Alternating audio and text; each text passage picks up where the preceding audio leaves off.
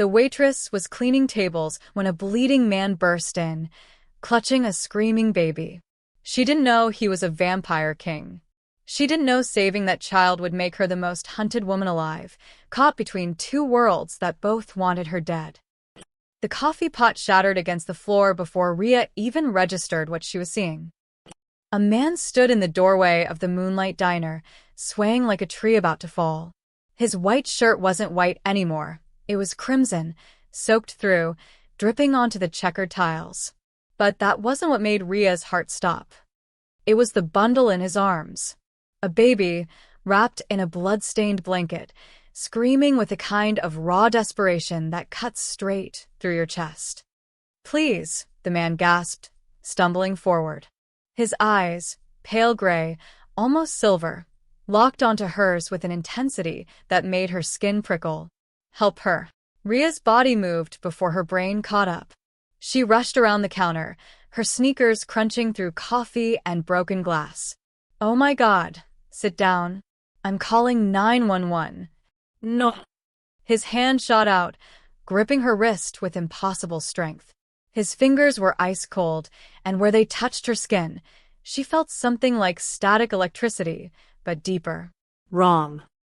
The baby's screams intensified. "No police," he said, his voice barely a whisper now. "No hospitals." "Are you insane? You're bleeding out." Rhea tried to pull free, but his grip was like a steel trap. "That baby needs." "She's fine." He looked down at the infant, and something in his face cracked. Raw grief, ancient and terrible. "She's perfect. It's me they want."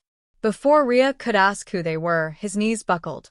He collapsed against the nearest booth, still clutching the baby to his chest with one arm.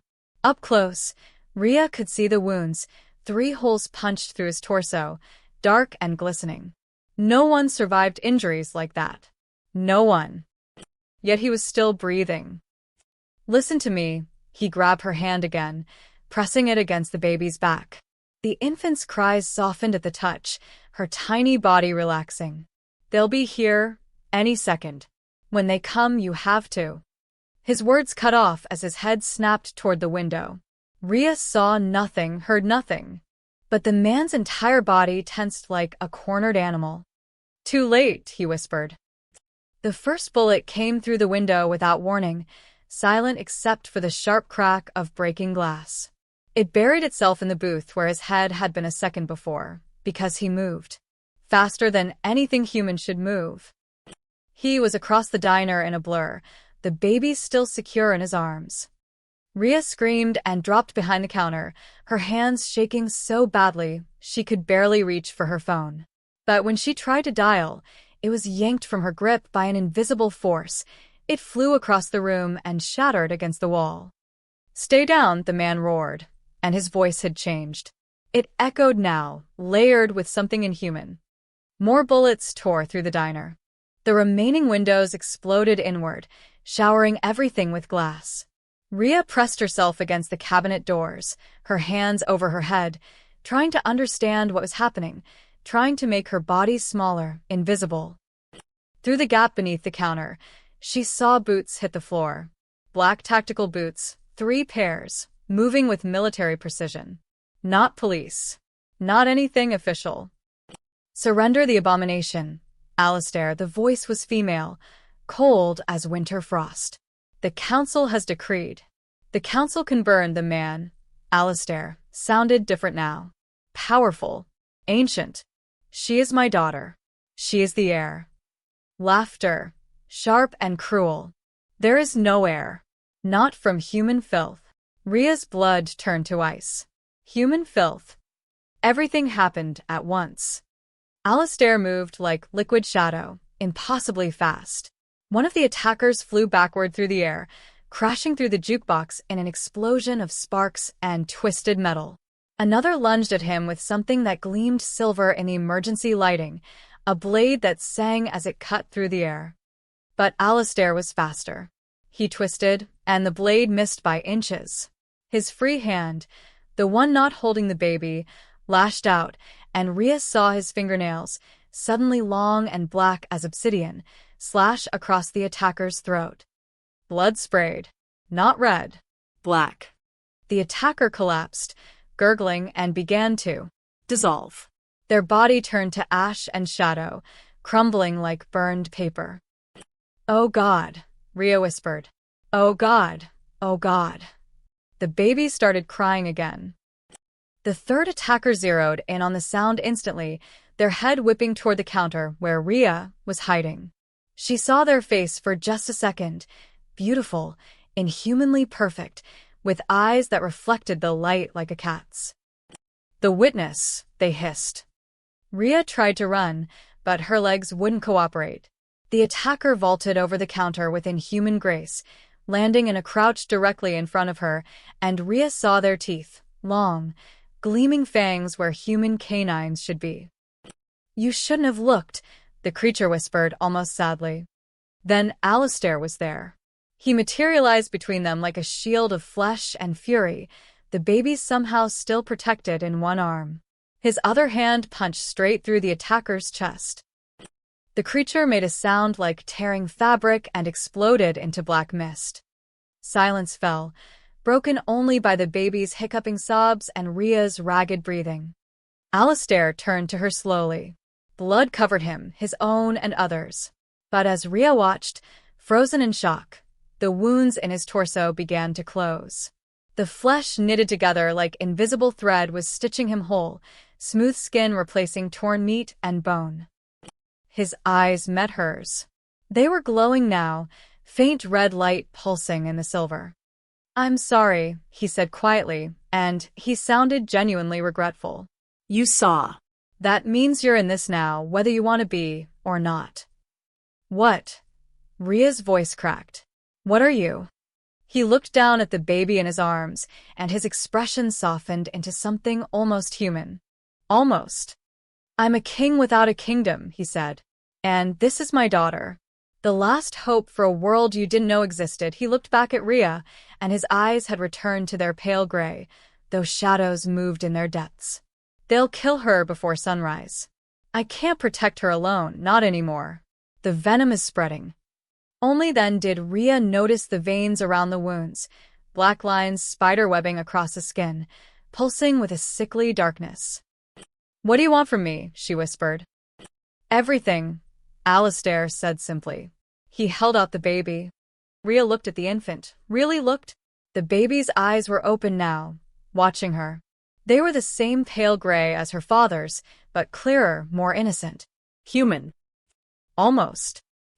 When the baby's tiny hand reached toward her, Rhea felt something snap into place in her chest, like a lock finding its key. Warm and terrifying and absolute. Outside, tires screeched. More vehicles were arriving. "They're here," Alistair said. "We're leaving." "Now." "I can't, I don't." "You will," he interrupted, his voice gentle but unyielding. "Because she already chose you. And that means you're bound to her now, just as surely as I am." Rhea took the baby without thinking, and the infant immediately stopped crying, nuzzling into her chest like she belonged there. "What's her name?" Rhea heard herself ask. Alistair smiled, a real smile, sad and proud and desperate all at once. "Celine." "Her name is Celine." The door burst open behind them, and everything went dark. Rhea's back slammed against something hard, the storage room door. Alistair had moved them both in a blur, so fast her stomach lurched with nausea. One second they were in the main diner, the next they were surrounded by industrial shelving and the smell of bleach. "Stay quiet," Alistair hissed, pressing his palm against the door. For a moment, nothing happened. Then his hand began to glow, a deep crimson light that spread across the metal like living paint. Symbols appeared where the light touched, ancient, twisted shapes that hurt to look at directly. The air grew thick, pressing against Rhea's ears until they popped. "What are you doing?" she whispered, clutching Celine tighter. "Blood seal. It'll hold them for maybe 5 minutes." His shoulders sagged, and when he pulled his hand away, the glow was already fading. The black veins had spread further up his neck, reaching toward his jaw like grasping fingers. "Should have lasted an hour." The venom is worse than I thought. Outside the door, footsteps echoed across the diner floor. Measured. Unhurried. They knew their prey was cornered. Ria looked around desperately. One exit, no windows, nothing but boxes of napkins and industrial-sized ketchup containers. There has to be another way out. There isn't. Alistair slid down the wall, his legs finally giving out. He looked at Celine, still cradled in Ria's arms, and something like peace crossed his face. At least I got her this far. Don't. Ria surprised herself with the sharpness in her voice. Don't you dare give up. You said she's your daughter. So fight for her. I am fighting, he laughed, a hollow sound. I've been fighting for 6 months. Ever since I learned about her existence. Ria blinked. You didn't know? How could you not? The surrogate didn't tell me. Couldn't tell me. The council would have killed her immediately if they'd known she was carrying royal blood. Alistair's head fell back against the shelves. My wife, the Queen, died 2 years ago. Murdered by the same council that now wants my daughter dead. I was lost. Broken. A human woman offered comfort, and I was weak enough to take it. That's not weak, Ria said quietly. That's human. I'm not human. His eyes found hers, and for a moment they glowed again. Not threatening, just tired. I'm a vampire, Ria. A monster from your bedtime stories. And my daughter is half human, which makes her an abomination by our oldest laws. The word hung in the air between them. Abomination. Ria looked down at Celine, who was now sleeping peacefully against her chest, one tiny fist curled near her mouth. She looked so normal. So innocent. Why? Ria asked. Why is she illegal? Because our laws were written 3,000 years ago, when humans were our enemies. Alistair's voice grew distant, like he was reciting from memory. We fought a war that nearly ended both species. The peace treaty established absolute separation, humans in the daylight, vampires in the shadow. Any crossbreeding was forbidden, punishable by execution for both parent and child. That's insane. That's survival. For both our kinds, he closed his eyes. But the Queen wanted to change things. She believed the old ways were destroying us, making us stagnant and cruel. She wanted to restore the ancient alliance, when humans and vampires ruled together, balanced. And the council killed her for it. They made it look like an accident. A daylight ambush by vampire hunters, his jaw clenched. I knew the truth, but had no proof. So I waited. Planned. And when I learned about Celine, I saw my chance. A living heir would force the council's hand. They couldn't deny the throne to royal blood, even half-human blood. She would be the bridge my wife wanted to build. A heavy thud hit the door. The blood seal flickered, symbols dimming. But they won't let her live long enough to claim anything, Ria said. No. Alistair struggled to his feet, using the wall for support. Which is why I need you to understand what happens next. When my knights arrive, and they will arrive, you'll be forced to come with us. By our law, any human who witnesses royal blood in combat must be either bound to silence or eliminated. There is no third option. Ria's grip on Celine tightened. You're saying I'm a prisoner now. I'm saying you're alive. Be grateful, but his tone held no malice, only resignation. When Celine reached for you earlier, something happened. Did you feel it? She had. That warm, clicking sensation in her chest, like recognition. That was an imprint bond, Alistair explained. Rare, instinctive, unbreakable. She's marked you as a protector, someone she trusts at the most fundamental level. It happens sometimes with vampire infants and their caregivers, but never this fast. Never with a stranger. He studied Ria with new interest. You're no ordinary waitress, are you? I'm a nursing student, Ria said defensively. I work here to pay tuition. That's it. I'm nobody special. You're special to her. That makes you valuable. Another thud. Harder this time. Cracks appeared in the glowing symbols. And that means my knights will protect you as fiercely as they protect Celine. You're packed now, whether you want to be or not. I don't want any of this. I know. Alistair moved toward her, and despite everything, His presence felt protective rather than threatening. But wanting rarely matters when destiny comes calling. The door exploded inward, blood seals shattering like glass. But instead of attackers, 3 figures in black tactical gear rushed in, moving with the same inhuman speed as the earlier enemies, but their eyes were different. Respectful. Loyal. "My king," the lead figure said, dropping to one knee. A woman, her face hidden behind a helmet. "The Elder's assassins are neutralized. The vehicles are ready." Alistair's relief was visible. "How many did we lose?" "None, sire. But more will come. We need to move now."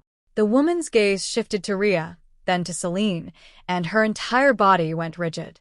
She removed her helmet slowly, revealing sharp features and eyes like molten gold. "Is that," she breathed, "the air?" "Yes."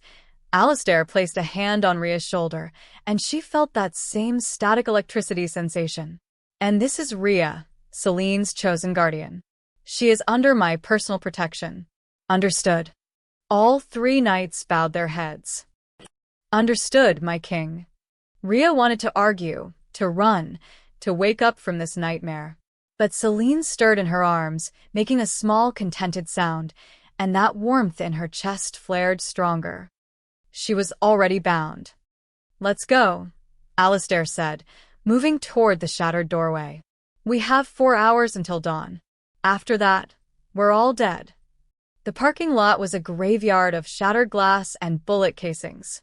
3 sleek black SUVs idled in formation, their engines purring like predatory cats. Rhea counted at least 8 more figures in tactical gear, all moving with that same liquid grace that screamed, "Not human." Dawn was still hours away, but the sky had shifted from pure black to deep indigo. Time was moving too fast. In the center vehicle, the female knight commanded, gesturing to the middle SUV. "The king rides with the air." Rhea's feet stayed planted on the asphalt. "I need to go home. I need to call my family." "No." Alistair's voice was firm, but not cruel. He leaned heavily against the nearest vehicle, the black veins now reaching past his collar, creeping up toward his ear. "You make contact with anyone outside the circle, and the council will trace it. Your family becomes leverage. Hostages. Or corpses." The words hit like a physical blow. "You can't just kidnap me." We already have. The female knight stepped closer, and Rhea noticed her name patch. "Kira. By our law, you saw too much. The only reason you're breathing is because the princess wants you breathing. Don't waste the gift." Celine chose that moment to whimper, her tiny face scrunching up like she was about to cry. Instinctively, Rhea rocked her, murmuring soft nonsense words. The baby settled immediately, nuzzling closer. Kira's expression softened just a fraction. "The bond is strong. Remarkable for a human." "I'm not just a human," Rhea snapped, surprising herself with the anger. "I have a name. A life. People will look for me when I don't show up for my shift tomorrow." "Then we'll handle it." Alistair pushed off the vehicle, swaying slightly. Another knight immediately moved to support him, but he waved them off irritably. "Give me your phone. You destroyed it, remember? Your backup phone." "Don't lie to me." Everyone has a backup. His gray eyes fixed on hers, and she felt that strange pull again, like he could see straight through her skull. "I can compel the truth from you, but I'd rather not." It's unpleasant for both parties. Rhea's hand moved to her pocket automatically, pulling out her old iPhone. She'd kept it as an alarm clock. "How did you?" 300 years of reading people. He took the phone gently, his cold fingers brushing hers. "What's your passcode?" She told him. Watching him navigate her contacts felt violating, but what choice did she have? He was right about one thing. If she disappeared without explanation, her brother would tear the city apart looking for her. "Mark," Alistair read from her emergency contacts. "Your brother, the detective. Don't hurt him. Please." The desperation in her voice made her hate herself. "I won't." He typed something quickly, his thumbs moving with surprising dexterity. there. "A text from you saying you're taking a sudden trip to visit a sick friend in Minnesota. You'll be gone a week. maybe 2. Phone dying. We'll call when you can. He'll never believe that. He'll have to. Alistair powered off the phone and handed it to Kira. Destroy it. Completely. Kira nodded, and the phone vanished into her tactical vest. Get in, Alistair said, pulling open the SUV's door. We're losing time. Rhea climbed into the back seat, still cradling Celine. The interior smelled like leather and something metallic. Blood, she realized with a lurch of nausea. The seats were reinforced, windows tinted so dark they were almost black. A mobile fortress. Alistair slid in beside her, and Kira took the driver's seat. 2 more knights climbed into the front, moving with military efficiency. Route Echo 7, Alistair ordered. Avoid the interstate. If the council bribed local PD, they'll have roadblocks ready. Understood. Kira shifted into gear, and the convoy began moving, the other 2 vehicles flanking them like a motorcade. Rhea watched the diner disappear in the side mirror. Her diner, where she'd worked for 2 years, slinging coffee and memorizing nursing textbooks during slow shifts. Her normal life, shrinking into the distance. You're wondering if you'll ever go back, Alistair said quietly. He'd been watching her face. Will I? That depends on whether we survive the next 48 hours. He leaned his head back against the seat, eyes closing. The black veins pulsed visibly now, and his skin had taken on a gray pallor. Kira, how long to the safe house? 90 minutes, if we're not intercepted. We will be. Alistair's eyes opened slightly, tracking something through the window that Rhea couldn't see. The council has eyes everywhere. They'll know our direction within the hour. Then why this route? Because they'll expect us to run toward our strongholds. This takes us into neutral territory, abandoned industrial zones where no clan holds power. We'll be vulnerable, but so will they. Celine stirred in Rhea's arms, and for the first time, Rhea got a good look at her in the vehicle's dim lighting. The baby couldn't be more than a few weeks old, with wisps of dark hair and those striking gray eyes.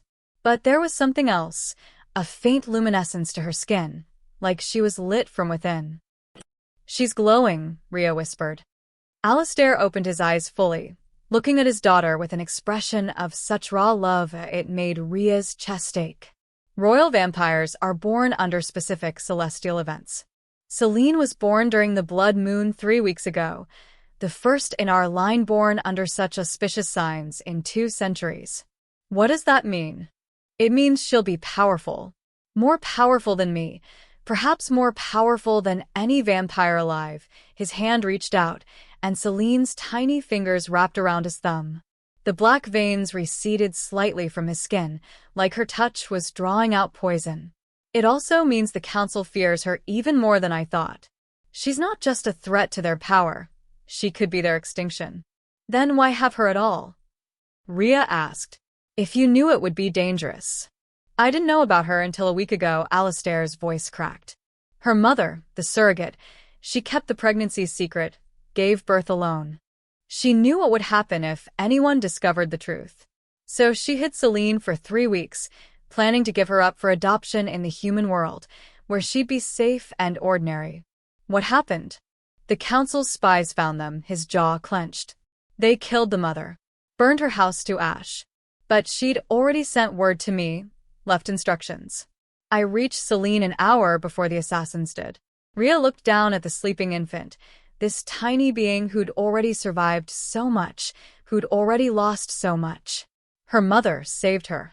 Yes, Alistair withdrew his hand, and the black veins immediately spread again. And now we have to finish what she started. The SUV suddenly swerved, tires squealing. Rhea grabbed the door handle, shielding Celine with her body. Contact, Kira barked. 2 vehicles, closing fast from the east. Alistair's eyes flashed red. Council? Unmarked, but moving with purpose. Orders? Lose them if you can. Kill them if you can't. He looked at Rhea, and his voice softened. Hold her tight.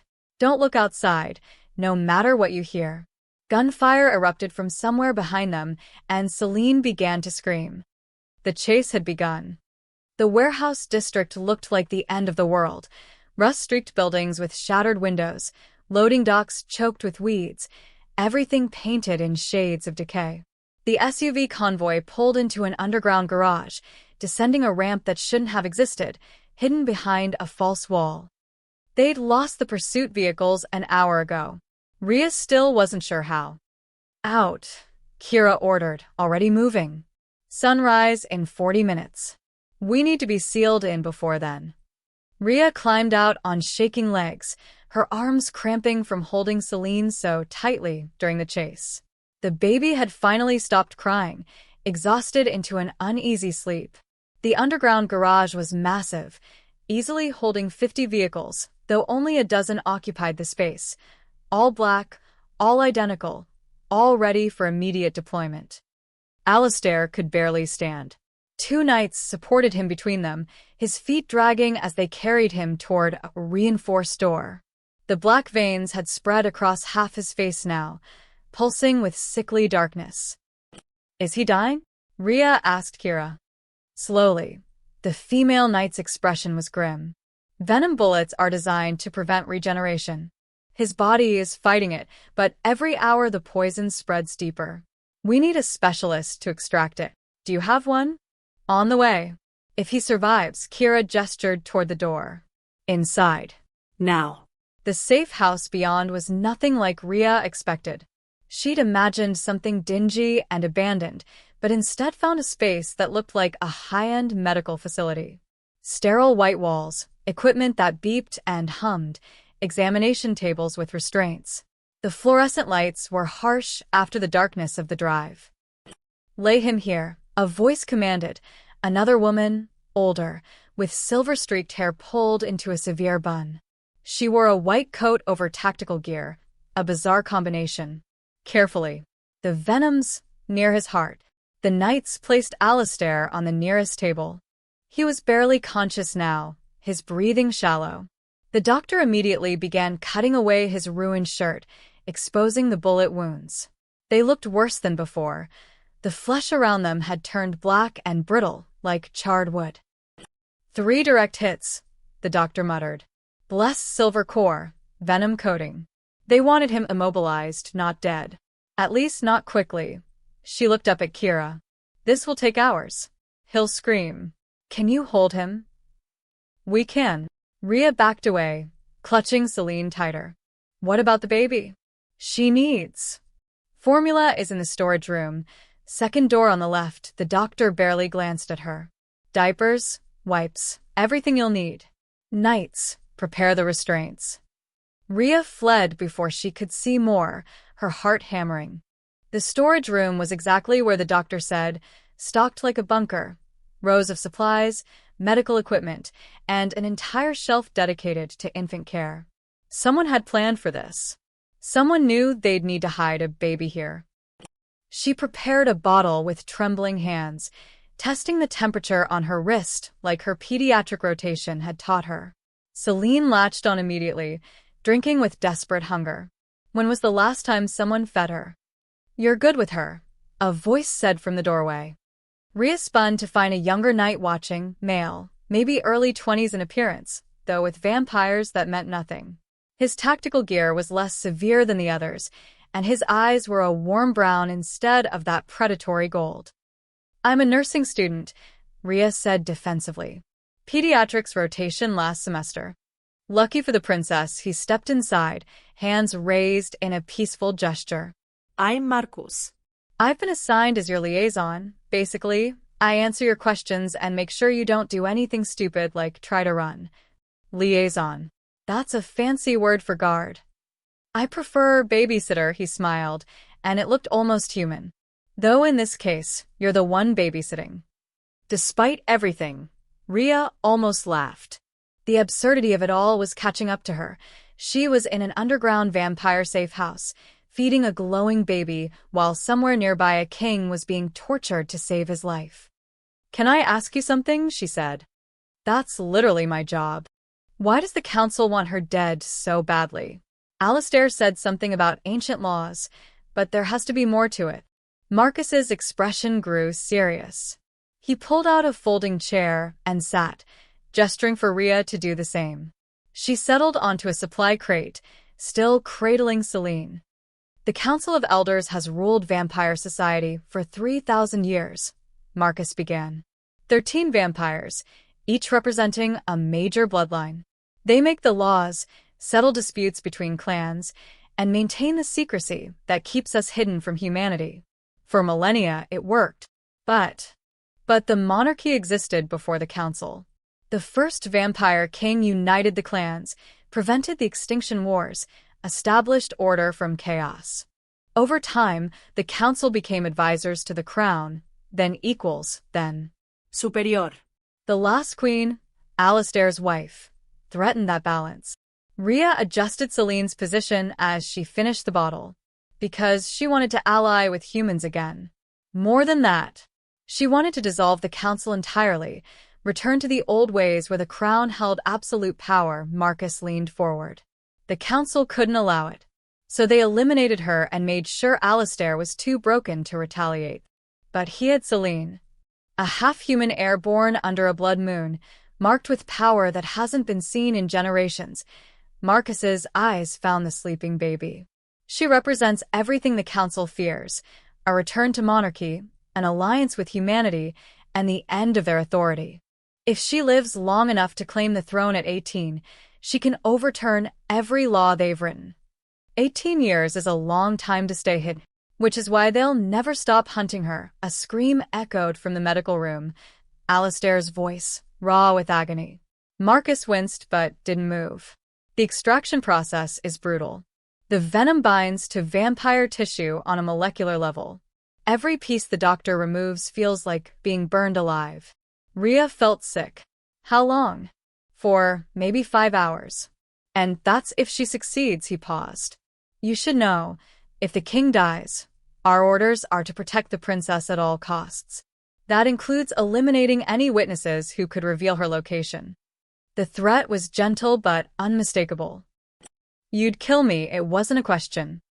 I'd have to. Marcus met her eyes, and she saw genuine regret there. But the imprint bond complicates things. Celine has marked you as essential. If we killed you, she'd feel it. The trauma could damage her psychologically, maybe permanently. So you're safe as long as she needs you. How comforting. Another scream, longer this time. Celine stirred but didn't wake. There's something else you should understand, Marcus said quietly. The council didn't just infiltrate Vampire Society. They've bought humans too: police, intelligence agencies, even military contacts. They have resources we can't match. This safe house is secure for now, but by nightfall they'll know we're here. Then why stay? Because the king can't travel until the venom is removed. Because daylight makes us vulnerable and you're the only one who can function in it. Because sometimes you don't get to choose the battlefield. It chooses you. Rhea looked down at Celine, so peaceful now, so unaware of the war being fought for her survival. That warmth in her chest pulsed stronger, the bond Alistair had mentioned. It felt like responsibility and protection, and something deeper she couldn't name. What happens when she wakes up? Rhea asked. You feed her, change her, keep her calm. Marcus stood, heading for the door. And you pray her father survives. Because if he doesn't, we're all dead by morning. He left Rhea alone with the baby and the distant sound of screaming. Through a high window, she watched the sky lighten from black to gray. Dawn had arrived. The screaming had stopped an hour ago. Rhea didn't know if that was good or bad. She'd managed to doze in the storage room, Celine sleeping against her chest in an improvised sling made from a blanket. Every time she closed her eyes, she saw bullet holes and black blood and eyes that glowed red. Every time she opened them, she was still in this nightmare. Kira found her just after noon, her expression unreadable. He's stable, she said without preamble. The doctor removed most of the venom. He'll need 48 hours to fully regenerate, but he'll live. Relief flooded through Rhea, so suddenly her knees went weak. Can I see him? No. He's in blood sleep. Our bodies shut down to accelerate healing. He won't wake until sunset at the earliest. Kira's golden eyes studied her carefully. But he left orders. You need to retrieve essentials from your apartment. Clothes, medications, anything that'll help maintain the cover story. Ria's heart skipped. You're letting me go home? Not letting. Requiring. We can't have your neighbors reporting a missing person, and we need you functional for the princess. Kira's expression hardened. But understand this. You run, you call for help, you do anything that compromises our location and your brother dies. Not from us. From the council. They're already watching him. The words were like ice water. You're bluffing. Marcus, bring up the surveillance feed. The young knight appeared with a tablet, tapping the screen. Security camera footage played, grainy but clear enough. Ria's apartment building. And standing outside her door, knocking, was her brother Mark. Even through the low-quality video, she could see the concern on his face. This was 20 minutes ago, Marcus said quietly. He's been there twice since your text. He doesn't believe you went to Minnesota. Of course he doesn't, Ria whispered. I hate Minnesota. He knows that. Kira's expression didn't change. Then you'll need to be convincing when you see him. Because he's still there, waiting in his car. Probably running every database he can access to track your phone's last location. Ria's mind raced. Mark was persistent. It was what made him a good detective. If he thought something was wrong, he wouldn't stop until he found answers. And if the council was watching him, what do I tell him? Enough truth to satisfy him, enough lies to protect him. Kira handed her a set of keys. We're sending you in the white Honda Civic, second level. It's registered to a shell company, untraceable. You have 2 hours, get in, get your things, deal with your brother, get out. Marcus goes with you. I thought you said I'd compromise the location if I left. You're not walking out the front door. Kira gestured toward another corridor. We have an exit that surfaces 3 blocks away. You'll drive from there. But understand, if you're not back by 3 p.m., we assume you've been compromised. And the princess moves without you. The threat was clear. Lose the 2 hours, lose Celine. Marcus drove while Ria sat in the passenger seat, her mind spinning through what she'd say to Mark. The afternoon sun was painfully bright after the darkness of the safe house.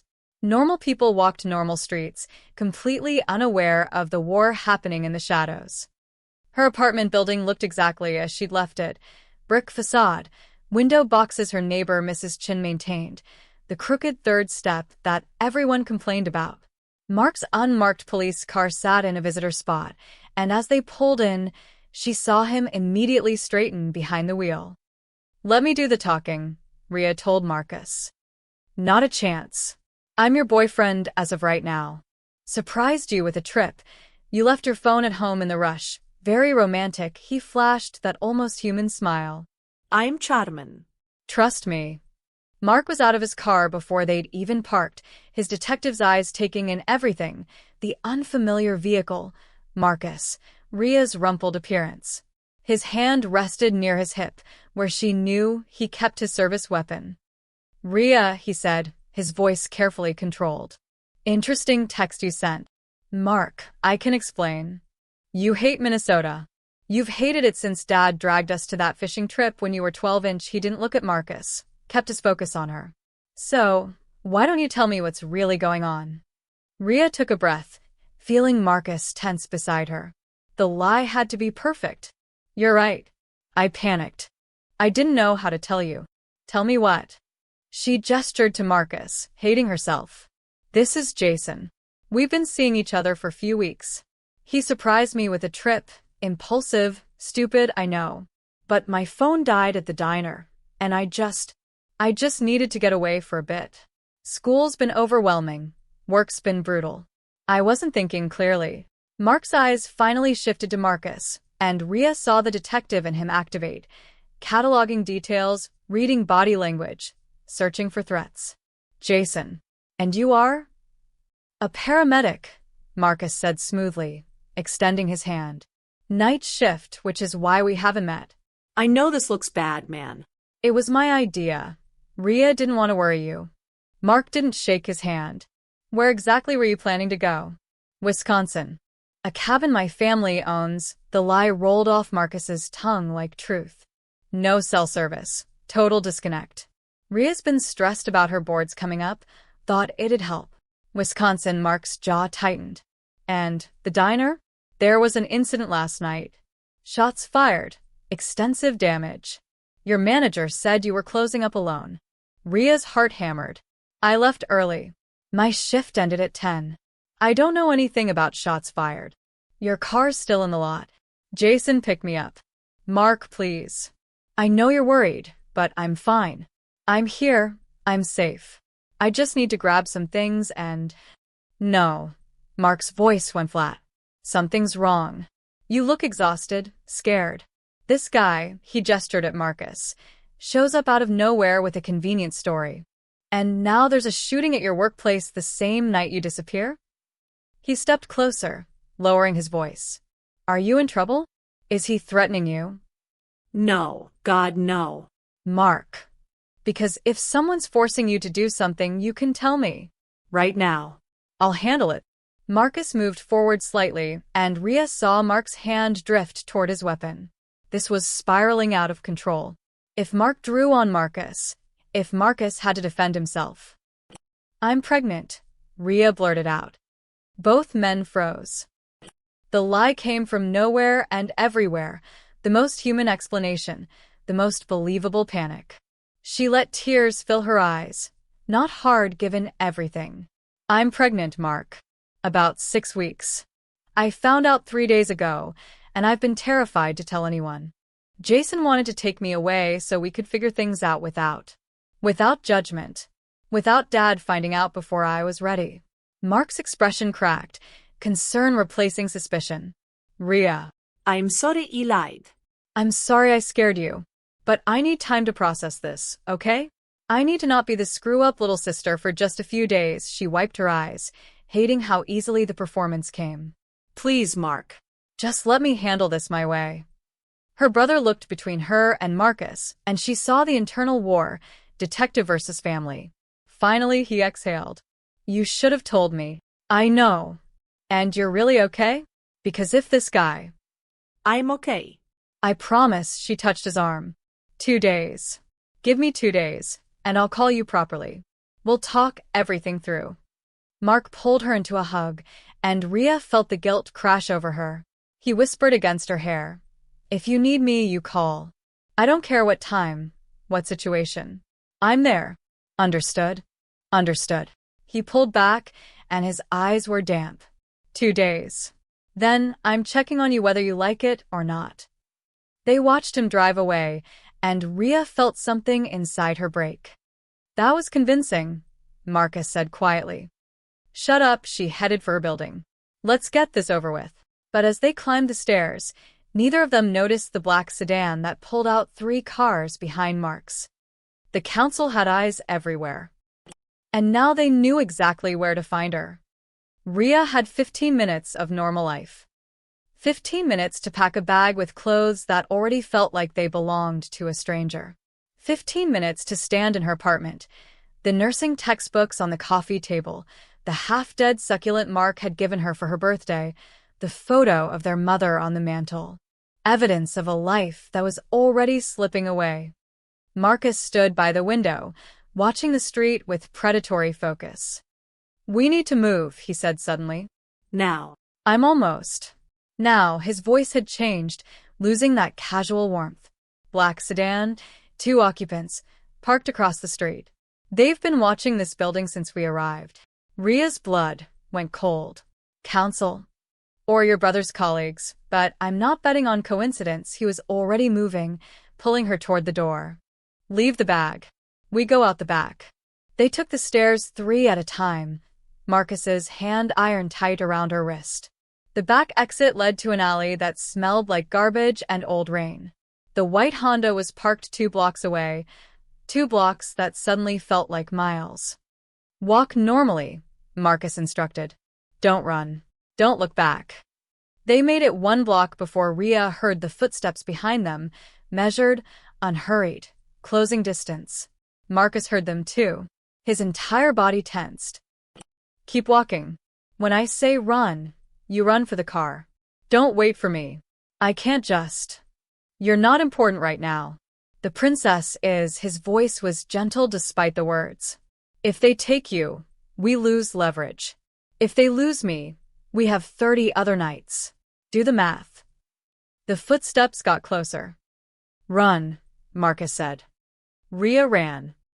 Behind her, she heard the impact of bodies colliding, a grunt of pain that might have been Marcus. She didn't look back. Her lungs burned, her legs pumped, and the Honda appeared like salvation. She yanked the door open, threw herself inside, and the engine was already running. Marcus must have left it idling. The passenger door flew open and Marcus tumbled in, blood streaming from a cut above his eye. Drive. Go. Rhea's hands found the gear shift on pure instinct, and the car lurched forward. In the rearview mirror, she saw two figures in dark suits standing in the street, watching them flee. Not chasing. Just watching. Why aren't they following? She gasped. Because they already know where we're going. Marcus pulled out his phone, typing rapidly. They tagged us somehow. The car, maybe, or he stopped, his face going pale. Your brother. They followed him to find you. Oh God. Mark is fine for now. They want the princess, not a human cop, but his voice carried doubt. Take the next left. We're not going back to the safe house. What? But Celine is already being moved. Kira's protocol, if one team is compromised, evacuate immediately. He wiped blood from his eye. New coordinates coming through. We're meeting the convoy at the underground junction. What underground junction? Marcus smiled grimly. Welcome to the part of the city you didn't know existed. The entrance was hidden beneath an abandoned meatpacking plant, behind a loading dock that looked like it hadn't been used in decades. Marcus directed her through a sequence of turns that seemed impossible. Left, then right, then straight through what looked like a solid wall but was actually a hologram projection. Vampire tech, Marcus explained. We've been building infrastructure for centuries. Banks, transportation networks, entire communication systems humans never see.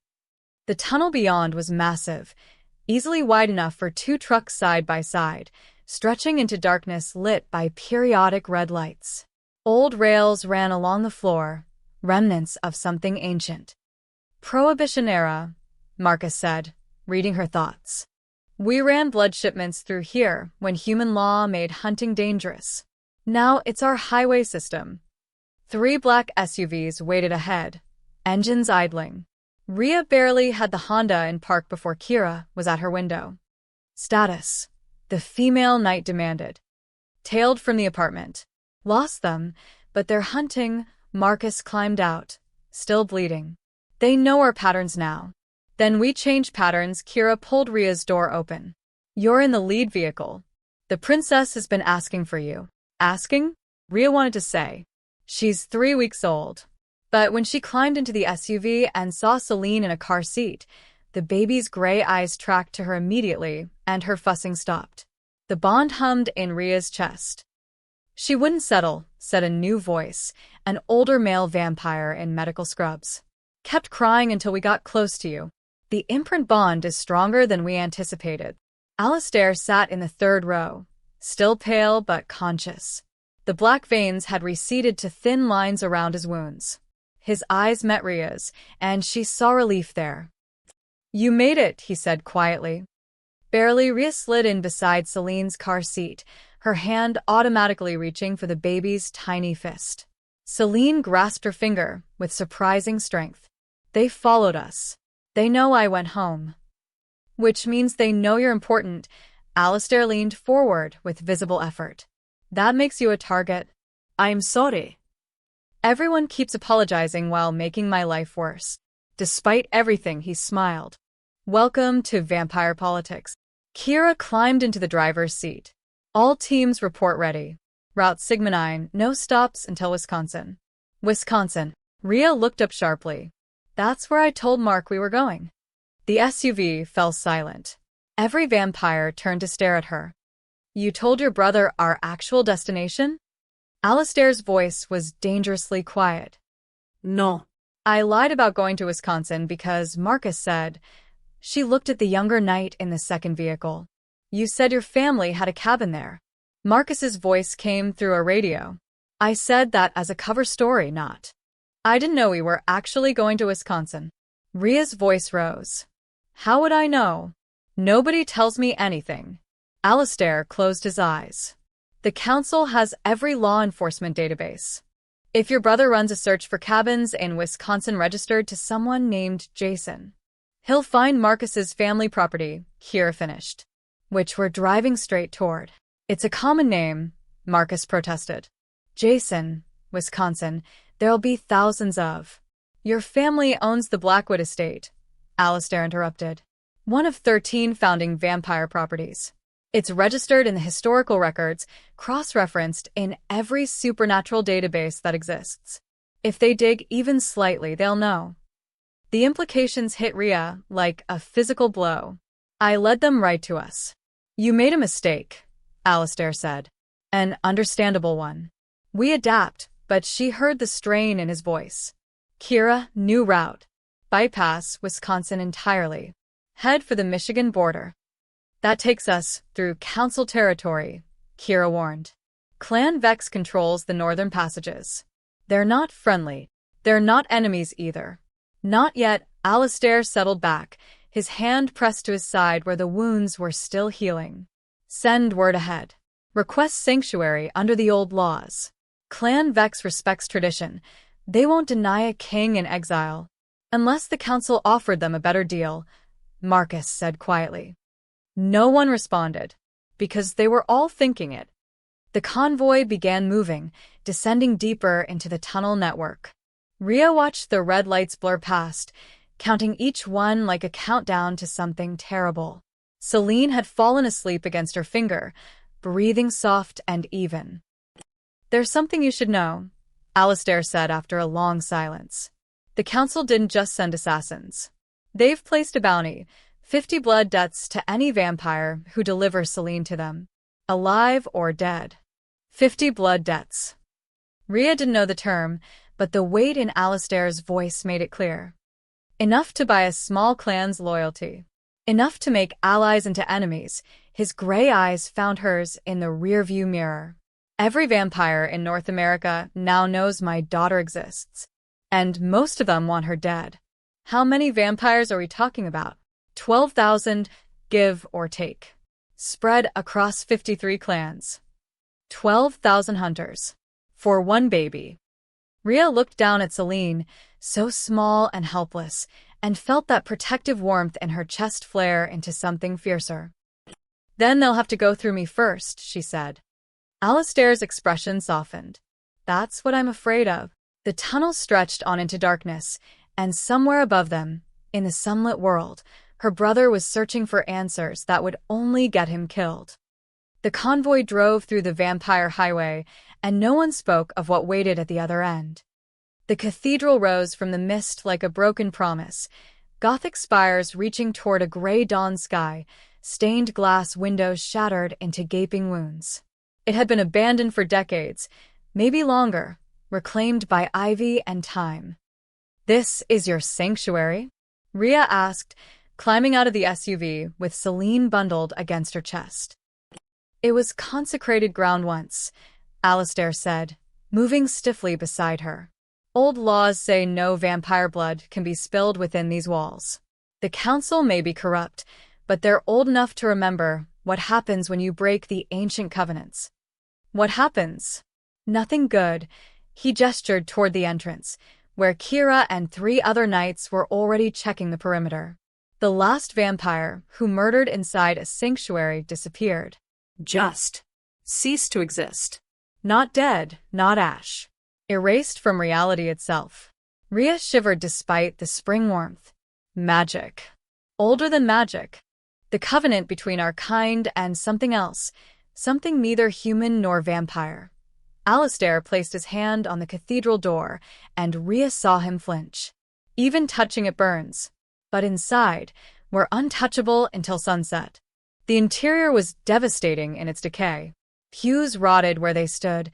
The altar crumbled beneath years of rain through the broken roof, but something still felt sacred about the space. Reverential. The morning light filtered through the ruined windows in shafts of dusty gold. Celine made a small sound, not quite crying, and Rhea found a relatively clean section of pew to sit. The baby needed changing, feeding, normalcy in this insane situation. Marcus appeared with supplies, another prepared bag, like they'd been planning for this. There's a room in the back that still has running water. Cold, but functional. You've used this place before. We've used a lot of places like this. Safe houses, sanctuaries, bolt holes scattered across the country. He sat across from her, watching her care for Celine with curious eyes. You're good at this. Natural. I worked pediatric rotation for 3 months. You get used to diapers. Rhea finished changing Celine, who immediately grabbed for her finger again. That connection, warm and insistent. Can I ask you something? Shoot. This bond. Between me and her. How permanent is it? Marcus was quiet for a moment. Imprint bonds usually last until the child reaches maturity. Around 18 for vampires, same as humans. After that, the bond fades naturally, becomes more like affection than necessity. So, I'm stuck with her for 18 years. If she lives that long, his voice was gentle. But yes, she'll need you, crave your presence, feel distressed when you're separated. And you'll feel it too, the pull, the need to protect her. It's instinctive, coded into vampire biology to ensure offspring survival. Rhea looked down at Celine, whose gray eyes watched her with unsettling awareness. She doesn't seem like other babies. She's not. Royal vampires develop faster, physically, mentally. By 6 months, she'll be walking. By 2 years, talking in full sentences. By 5, she'll have the intelligence of a human teenager. Marcus leaned forward. And her power will grow with her. What you saw in Wisconsin with Lady Morel, that paralysis effect, that's just the beginning. Should I be afraid of her? Should you be afraid of a hurricane? Fear doesn't change what it is, he smiled slightly. But no. She's bonded to you. You're probably the safest person in this building. A crash echoed from somewhere deeper in the cathedral, Kira shouting orders, knights securing windows. Alistair stood near the altar, speaking with 2 vampires Rhea hadn't seen before. Older ones by the way they carried themselves. Like predators who'd forgotten what it meant to be prey. Who are they? Rhea asked. Clan Vex representatives. They're negotiating terms. Marcus's expression darkened. Sanctuary isn't free. They'll want something in return. What could we possibly offer them? That's what worries me. An hour later, Alistair found Rhea in the back room, where she'd managed to get Celine down for a nap in an improvised crib, a drawer lined with blankets. The baby slept fitfully, one tiny fist clenched near her mouth. We have a problem, Alistair said without preamble. Just one? I'm impressed. He didn't smile. Clan Vex will honor the sanctuary, but only until sunset. After that, they're neutral. Won't help us, won't hinder the council. We have 12 hours. And then we run again. But we're running out of places to run to. He leaned against the doorframe, exhaustion evident in every line of his body. The black veins were almost gone, but he still moved like every breath hurt. The traitor knight, the one from the rail yard, he knew our routes, our safe houses, our contacts. Someone in my inner circle has been feeding information to the council for weeks, maybe months. Rhea's stomach dropped. You think it's one of the knights here? I don't know what to think anymore. Alistair's hand went to his side, pressing against the healing wounds. I trusted these people with my life. With my daughter's life. And one of them sold us out for 30 pieces of silver, or whatever the modern equivalent is. Blood debts. Power. Territory. A seat on the council, once I'm dead. His jaw clenched. Could be any of them. Kira's been with me for 50 years, but she's always been ambitious. Marcus is young, idealistic, easy to manipulate. The others I barely know. Hired after the queen died, when I needed bodies more than loyalty. You can't suspect everyone. I have to. His eyes met hers, and she saw the loneliness there. The isolation of a king who couldn't trust his own knights. Except you. You're the only one who gains nothing from betraying me. You didn't ask for this, don't want power, and the only thing keeping you here is that bond with Celine. Comforting. It's practical. He moved to stand beside her, looking down at his sleeping daughter. I need you to do something for me. If the sanctuary is breached, if the council finds us before sunset, I need you to take Celine and run. I can't just. You're human. You can move in daylight, go places we can't follow. There's money in the SUV, false documents, everything you need to disappear. His voice dropped to barely a whisper. Promise me. If it comes down to choosing between my life and hers, you choose her. Ria wanted to argue, to refuse, but the desperate sincerity in his face stopped her. This was a father making impossible choices, sacrificing everything for a daughter he barely knew. I promise, she said quietly. Alistair nodded once, then turned to leave. The explosion hit before he reached the door. The sound was catastrophic, a roar that shook the cathedral's foundation, sent chunks of stone raining from the ceiling. Ria threw herself over Celine's makeshift crib, shielding the screaming baby with her body. Dust and debris choked the air. North wall breach. Kira's voice, distant and panicked. Rune trap. It's a rune trap. Alistair was gone in a blur, moving with speed that should have been impossible for someone so injured. Ria scooped up Celine, the baby shrieking in terror, and stumbled into the main cathedral. Chaos. The entire north wall had collapsed inward, revealing daylight that streamed through like liquid fire. Knights screamed as the sun touched them, skin smoking, forcing them back into the shadows. And through the breach, silhouettes appeared, at least a dozen figures, moving with coordinated precision. The traitor, someone shouted. They marked the building. A knight near the altar suddenly convulsed, black blood pouring from his mouth. He'd been poisoned, venom in his system. Time to activate. He collapsed, twitching, and Ria saw the same black veins spreading across his face that had nearly killed Alistair. Everyone out, Kira commanded. The sanctuary is compromised, but they were surrounded. More figures appeared at the shattered windows, the ruined entrance. The council had planned this perfectly, waited until they were cornered, injured, desperate. The traitors here, Alistair said, his voice carrying across the cathedral. He stood in a shaft of light that should have burned him, but his desperation seemed to override the pain. One of you sold your king for the council's promise. Show yourself. Silence. Then Marcus stepped forward from the shadows. I'm sorry, the young knight said, and he sounded like he meant it. But she's an abomination. The old laws exist for a reason. Human blood weakens us, makes us vulnerable, soft. The council promised me they'd restore purity to our kind. Ria's heart shattered. Marcus, who'd been kind, who'd joked with her, who'd seemed so human. You were the one, Alistair whispered. From the beginning. From the beginning, Marcus's eyes flashed gold. The queen had to die. You had to be broken. And the half-breed has to be eliminated before she destroys everything our ancestors built. He moved, lightning fast, heading straight for Ria and Celine. Alistair intercepted him mid-leap, and the two vampires crashed through the remaining pews in a tangle of fury. Run! Kira grabbed Ria's arm, dragging her toward a side exit. Now! Ria ran, Celine clutched against her chest, while behind her the cathedral collapsed into war. The freight depot was a sprawling maze of shipping containers and rusted rail cars, baking under the late morning sun. Ria's lungs burned, her legs trembling from 30 minutes of running with Celine's weight against her chest. Behind them, the cathedral was nothing but a column of black smoke against the pale sky. Here, Kira gasped, pulling Ria between two containers. The vampire looked terrible, her face blistered from brief sun exposure, one arm hanging limp where debris had crushed it. 3 other knights had made it out. Only 3, from the dozen who'd entered the cathedral.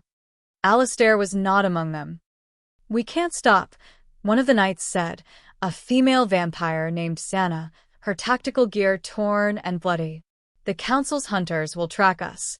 The king, another knight started. The king told us to protect the heir. Kira's voice was steel. That's what we do. Move. I'm not going anywhere without knowing if he's alive, Rhea said, surprising herself with the firmness in her tone. He's probably dead. Kira's golden eyes were flat, emotionless. Marcus was always the best fighter among us. If the king faced him injured, the outcome was predetermined. You don't know that. I know survival. And right now, that baby's survival depends on us moving. Kira grabbed Rhea's arm, but Rhea jerked away. Celine began to cry. Not the normal infant fussing, but something deeper, more anguished. Her small body went rigid, and when Rhea looked down, the baby's eyes were glowing. Faint red light pulsing in the gray. What's happening to her? Rhea demanded. The knights exchanged looks. Sienna spoke first. The bond. She feels her father's distress, or his death. Royal vampires can sense their bloodline. So he's alive. Or dying. Kira's expression softened slightly. Either way, we can't help him. The sun's too strong, and we're outnumbered. Our mission is the princess. Rhea looked at the three vampires. Wounded, weakened, desperate. Then at Celine, whose tiny face was twisted in pain from emotions she couldn't understand. And she made a decision that was probably suicidal. Give me your keys, Rhea said to Kira. What? The SUV. Where is it parked? 2 blocks north, behind the grain elevator. But you can't. I'm human. I can move in daylight. I can drive. Rhea's mind raced through the insanity of what she was proposing. You three hide here. Find somewhere dark, somewhere safe. I'll take Celine, get the vehicle, and come back for you. That's idiotic, Sienna said. If the council has human operatives, then I'm already dead anyway. Rhea held out her hand. Keys. Now. Kira stared at her for a long moment, then slowly pulled the keys from her vest. The vehicle has reinforced plating, UV-filtered windows. We can survive inside during daylight, barely. But if you're stopped, I'll handle it. Rhea took the keys, their metal warm from Kira's body heat. Where exactly is this grain elevator? North 2 blocks, then east. You'll see it, 50 feet tall, red paint. The SUV is in the loading bay, covered with a tarp. Kira's hand shot out, gripping Rhea's wrist. If you run, if you take the princess and disappear, I will hunt you to the ends of the earth. Understood? Understood. Rhea adjusted Celine's sling and ran. The streets were busier than she expected. Dock workers on lunch break, truck drivers making deliveries, normal people living normal lives. Rhea kept her head down, just another young mother out with her baby. Except this baby had eyes that occasionally glowed red, and somewhere behind them, vampires were dying. She found the grain elevator exactly where Kira said, a massive industrial relic that loomed over the smaller buildings. The loading bay was dark, empty, and the tarp-covered SUV sat like salvation. Rhea was pulling the tarp off when she heard the sirens. Police cars, at least 3, converging from different directions. Her heart hammered. Had someone reported her? Seen the knights? Or was this just terrible timing? Please be routine, she whispered, climbing into the driver's seat. Celine had stopped crying, but her eyes still held that eerie glow. Please just be routine. She started the engine, too loud, too noticeable, and eased out of the loading bay. The first police car passed without stopping, headed toward the cathedral smoke. Relief flooded through her. Then the second car's lights flashed, and it pulled across her path. Rhea's foot hit the brake automatically. A uniformed officer climbed out, hand resting on his service weapon, and approached her window. Young, maybe 30, with the kind of tired eyes that said he'd seen too much. Ma'am, I need you to step out of the vehicle. Officer, I'm just... Vehicles flagged in our system. Registered to a shell company under federal investigation. His eyes went to Celine, and something in his expression changed. That your baby? Yes, the lie came easier now. We're just heading to my sister's place. Is there a problem? Need to see your license and registration. Rhea's license was in her apartment, miles away. The SUV's registration would link to vampire front companies. She was trapped. Celine chose that moment to reach for the officer, making a small cooing sound. Her eyes had returned to normal gray, no glow, no hint of anything inhuman. Just a baby being a baby. The officer's expression softened slightly. How old? 3 weeks, Rhea forced her voice steady. She's been fussy all morning. I think she's getting sick, so I'm trying to get to my sister. She's a pediatrician. 3 weeks old, and you're driving her around in a vehicle under federal investigation? I borrowed it from my boyfriend.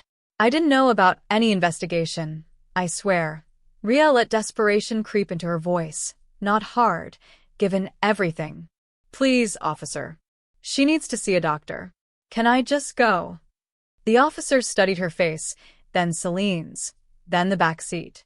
Looking for weapons, drugs, anything suspicious. Rhea held her breath. His radio crackled. All units. We have a structure fire at the old cathedral. Possible casualties. Need everyone available for crowd control. The officer's attention shifted. He looked at Rhea one more time, and she saw the calculation. Waste time on a scared mother with a sick baby, or respond to the emergency. Get that baby to a doctor, he said finally, stepping back. And tell your boyfriend to get his registration sorted out. Thank you. Thank you so much. Rhea didn't wait for him to change his mind. She pulled away slowly, carefully, every instinct screaming to floor the accelerator. In the rearview mirror, she watched the officer return to his car and speed toward the cathedral. Oh God, she whispered, her hands shaking on the wheel. Oh God, we actually made it. Celine made a happy sound, reaching for the mirror where light caught and danced. Rhea navigated back to the freight depot, her nerves raw. She found the knights where she'd left them, huddled in the shadow of a shipping container. Kira looked shocked to see her. You came back, the vampire said. I promised. Rhea unlocked the SUV's back door. Get in. We need to move before they expand the search perimeter. The 3 knights climbed in, and Rhea saw how much the sun had damaged them. Blistered skin, weakened movements. They needed blood, rest, and time they didn't have. Where do we go? Sienna asked quietly. Away from here, Rhea started driving, no destination in mind, just putting distance between them and the cathedral. Somewhere we can figure out our next move. There is no next move, Kira said. Without the king, without our full force, we're just refugees. The council wins. Then we make them work for it. Rhea met Kira's eyes in the rearview mirror. That baby is the heir, right? Then we keep her alive long enough to become one. 18 years. That's the job. 18 years of running. If that's what it takes. Silence filled the SUV. Then Kira laughed, a dry, bitter sound. A human giving orders to vampire knights. The old world really is dead. Good, Rhea said. Because the old world wanted Celine dead. Maybe it's time for something new. She drove north, away from the burning cathedral and the council's hunters, toward a future she couldn't see, but had no choice but to reach for. Behind them, in the ruins of a sanctuary, Alistair's fate remained unknown. And somewhere in the shadows, the council planned their next move. The blood farm looked nothing like Rhea expected. She'd imagined something horrific. Cages, prisoners, medieval dungeon aesthetics. Instead, she found a sprawling modern facility that could have been a pharmaceutical plant, all clean lines and antiseptic white walls, nestled in the Wisconsin countryside. This is Clan Arden's operation, Kira explained as they drove through the security checkpoint. Guards in medical scrubs, vampires, Rhea realized, waved them through without question. They run legitimate blood banks across 3 states.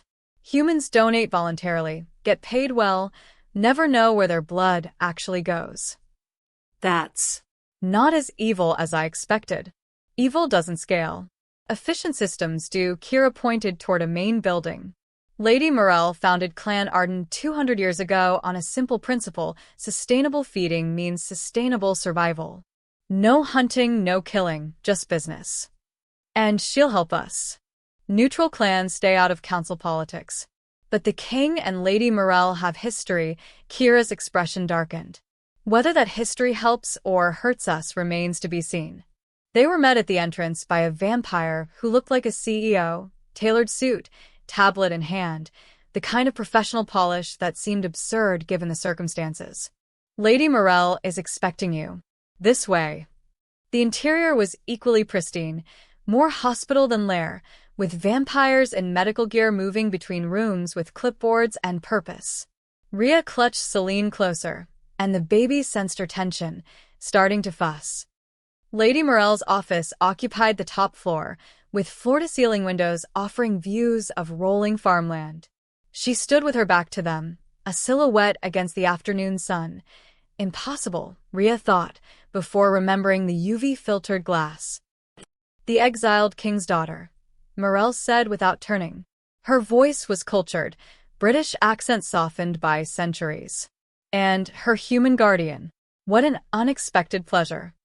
Lady Morel, Kira began, bowing slightly. We seek sanctuary and medical assistance. The king was poisoned with blessed venom, and we've lost. I know what you've lost. Morel turned finally, and Rhea sucked in a breath. The vampire was beautiful in that inhuman way, ageless features, midnight hair, eyes like polished amber. But there was something cold in her expression, calculating. The cathedral massacre is already spreading through vampire networks. 17 dead, including your king. No, Rhea's voice came out strangled. He's not. We don't know for certain. My dear, Marcus himself confirmed the kill. Sent images to the council as proof. Morel's gaze shifted to Celine, and something hungry flickered there. Which makes that child a very valuable orphan. The room's temperature seemed to drop. Kira and the other knights tensed, hands moving toward weapons. We need help extracting the remaining venom from our injured, Kira said carefully. And safe passage north. Name your price. My price. Morel smiled, and it didn't reach her eyes. I want the princess to renounce any claim to the throne. Publicly, irrevocably, in a blood oath that binds her even after she reaches maturity. Absolutely not, Rhea said before Kira could respond. Morel's attention fixed on her with laser focus. I'm sorry, who are you to negotiate? Her guardian. Her protector. Rhea stepped forward, Celine held against her chest. And I won't let you use a baby as a political bargaining chip. How noble. Morel moved closer, predatory grace in every step. But you're human. Fragile. Mortal. What makes you think you have any power here? This, Rhea held Celine up slightly, and the baby's eyes opened, fixing on Morel. She's bonded to me. You want her cooperation someday? You go through me. For a long moment, Morel stared at them both. Then she reached out, one elegant finger extended toward Celine's cheek. The baby's aura hit like a shockwave. Morel froze mid-motion, her entire body going rigid. Her eyes widened in shock, then fear. Around them, every vampire in the building stopped moving. Rhea could hear it through the walls, the sudden silence, as if someone had hit pause on reality itself. Celine wasn't crying, wasn't making any sound. But her eyes glowed brilliant crimson, and power radiated from her tiny form like heat from a furnace. Ancient, terrible, absolute. Impossible, Morel whispered, her voice strained. She's 3 weeks old. This kind of power shouldn't manifest for years. She's scared, Rhea said quietly because she could feel it through the bond, Celine's terror, her instinctive defense response. You threatened her. This is what happens. I can't move, Morel gasped. My body won't respond. She's commanding my blood itself. Rhea looked at the baby in her arms, this tiny creature who could apparently freeze vampires with a thought. Celine, she said softly. It's okay. She's not going to hurt you. Let her go. For a heartbeat, nothing changed. Then Celine blinked, the glow fading from her eyes, and Morel collapsed to her knees, gasping. Throughout the building, vampires began moving again. Confused voices echoed up from lower floors. What just happened? Did you feel that, the power signature? Morel looked up at Rhea, and her expression had transformed from calculation to something like awe or terror. "Blood Moon Child," she whispered. "The legends didn't exaggerate. That's not just royal power. That's something older. Primal." She stood slowly, smoothing her suit with trembling hands. "The council isn't trying to kill her because she's illegal. They're trying to kill her because she's unstoppable. Will you help us?" Rhea asked. Morel was silent for a long moment, her amber eyes distant. 20 years ago, Alistair saved my clan from destruction. The council wanted to shut down our blood farms, called them unnatural. He used his royal authority to protect us, even though it cost him political capital. She looked at Celine again, and her expression softened. "I owed him a debt. Now I owe his daughter. So I'll heal your wounded, give you supplies, vehicles, safe passage through my territory." Morel moved to her desk, pulling out maps and documents. "But I can't offer permanent sanctuary. The council's bounty is too high. 50 blood debts would make my clan rich beyond measure. My people's loyalty only extends so far." "How long do we have?" Kira asked. "Tonight." "Maybe tomorrow night if you're lucky." Morel marked locations on the map. "These are neutral safe houses, owned by vampires who respect the old ways. They'll shelter you temporarily, but you'll need to keep moving. The council's network is vast. Where should we go?" Morel looked at each of them. 3 injured knights, 1 human woman, 1 infant who could freeze vampires with a thought. "There's a place, deep in the Appalachian Mountains, where the oldest vampires were treated centuries ago. They reject modern politics, live by ancient laws. If anyone would protect a blood moon heir, it's them." "The Mountain Court," Sienna breathed. "But they haven't accepted outsiders in over 100 years. Then you'll have to be very convincing." Morel handed the maps to Kira. "But first, let's deal with that venom. You're no good to the princess dead." 4 hours later, Rhea stood in one of the medical bays, watching vampire doctors work on Sienna. The venom extraction was brutal. Each piece of poisoned tissue had to be burned away with silver instruments, the vampire's screams echoing off sterile walls. But she'd survive. Kira found Rhea in the observation room, holding a sleeping Celine. "We leave at midnight," the knight said quietly. "Lady Morel's given us 2 armored vehicles, blood supplies, and coordinates for the Mountain Court. Do you think they'll help us?"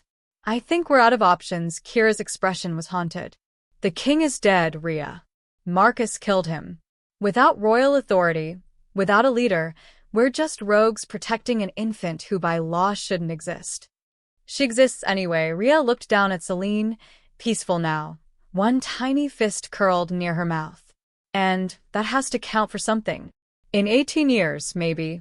If we survive that long." Kira turned to leave, then paused. "What you did earlier, standing up to Morel, protecting the princess even when outmatched, that was either very brave or very stupid. Probably both. Alistair chose well. The bond recognized what he saw in you." Kira's voice softened. "My king is dead, but his daughter lives. That's what matters now." She left Rhea alone with the sleeping baby and the weight of 18 years stretching impossibly ahead. Outside, night fell over the blood farm, and in the darkness, hunters gathered. The chase was far from over. The snow came out of nowhere, unseasonable and wrong for late spring. By the time they reached the Illinois-Wisconsin border, the 2 armored vehicles were pushing through 6 inches of white that shouldn't exist. "This isn't natural," Kira muttered from the driver's seat.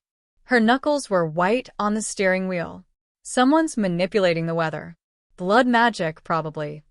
Rhea adjusted Celine's blankets, keeping the baby warm in the back seat. "Can vampires do that? Control weather?" "The very old ones, yes. Those who've mastered elemental manipulation." Kira's eyes scanned the white landscape. "The council must have hired a weather witch. They're forcing us to slow down, making us visible. They've been driving for 3 hours since leaving the blood farm, taking back roads that wound through empty farmland. The plan was to reach an abandoned rail yard where they could resupply and wait out the daylight hours before pushing toward the Appalachian Mountains." That plan was falling apart with every mile. Contact! Sienna's voice crackled through the radio from the second vehicle. 2 sets of headlights, closing from behind. Kira cursed in a language Rhea didn't recognize. How long? 3 minutes, maybe less. They're moving faster than they should in these conditions. Because they're not worried about crashing, Kira pressed the accelerator, and the SUV's engine roared. Hold on. The rail yard appeared through the snow like a ghost. Dozens of old freight cars scattered across acres of frozen track, rusted and forgotten. Kira drove straight through the entrance gate, metal screeching as it tore away. Out, she commanded, already moving. We make our stand here. Use the trains as cover. Rhea climbed out, legs shaking from adrenaline. The wind cut like knives, and Celine began crying, sharp, distressed sounds that cut straight through Rhea's heart. The bond flared with the baby's fear. Sienna and the third knight, a male vampire named Thomas, emerged from the second vehicle, weapons drawn. 3 vampires and 1 human against however many hunters the council had sent. Under the freight container, Kira said, pointing to a derailed car tilted at an angle. You and the princess. Don't come out no matter what you hear. Rhea didn't argue. She crawled into the narrow space beneath the container, pressing Celine against her chest. The metal was freezing, the ground covered in snow that immediately soaked through her jeans. But they were hidden, and that's what mattered. Through the gap beneath the container, she watched boots hit the snow. 5 pairs, no, 6. All moving with that predatory vampire grace. Surrender the abomination, a male voice called out. Familiar. Rhea's stomach dropped. Marcus stepped into view, still wearing his tactical gear, now decorated with fresh blood. His eyes swept the rail yard with professional assessment. It's over, Kira, he said calmly. The king is dead. Your forces are scattered. That baby represents a past that should stay buried. Give her to us, and I promise you'll be allowed to walk away. You have my word. Your word means nothing, traitor, Kira's voice echoed from somewhere among the freight cars. You murdered your king. Violated every oath you swore. I saved our species from corruption. Marcus moved forward, the other 5 fanning out around him. Half-breed bloodlines weaken us, make us vulnerable. The council is restoring purity, strength. Join us. You were always pragmatic, Kira. You know the princess can't win. She doesn't have to win. She just has to survive. Gunfire erupted, not regular bullets, but something that made the air hiss and crack. Blessed rounds, Rhea realized. The same venom that had nearly killed Alistair. Through her narrow view, she saw Sienna return fire from behind a freight car. One of Marcus's team dropped, black blood spraying across white snow. But there were too many of them. Celine's cries intensified, and Rhea clamped a hand over her mouth, hating herself. Shh, baby, please.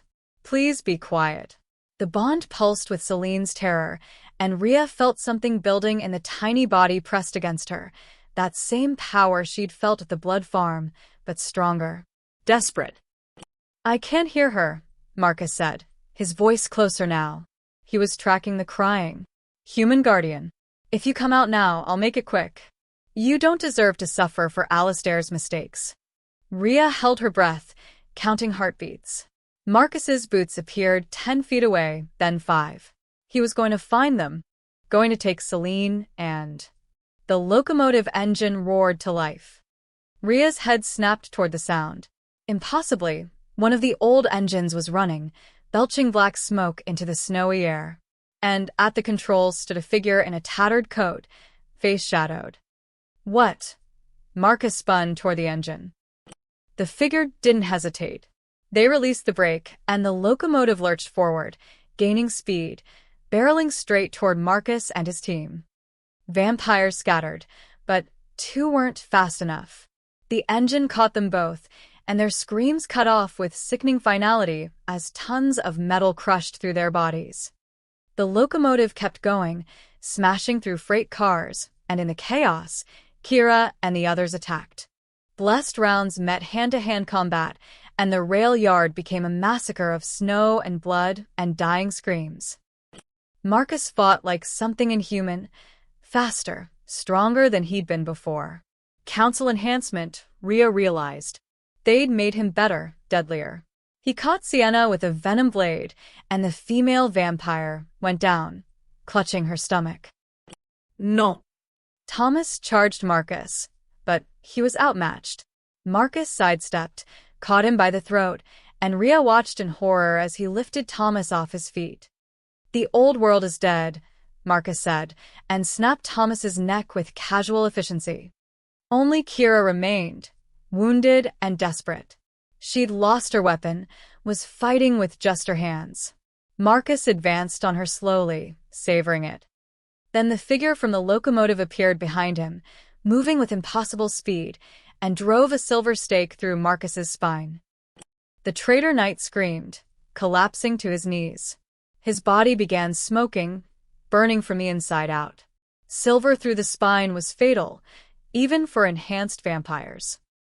The figure circled around, and in the flickering light of burning freight cars, Rhea finally saw his face. Alistair. Alive. Barely. His entire left side was charred black, one arm hanging useless at his side. The black veins were back, worse than before, spreading across his face like a death mask. But his eyes burned red with fury and determination. "You killed my knights," he said quietly. "My friends. My family. My king." Marcus gasped, blood pouring from his mouth. The council promised. They promised immortality beyond death. They lied. Alistair knelt beside him, and his expression was almost pitying. "There is no immortality beyond death. Only darkness." He twisted the stake, and Marcus exploded into ash. The remaining council assassins retreated into the snow, disappearing as quickly as they'd come. They'd lost their leader, their advantage. For now. Alistair stood slowly, swaying. Then his eyes found the freight container where Rhea hid. "It's safe," he said hoarsely. "You can come out." Rhea crawled out, Celine clutched against her chest.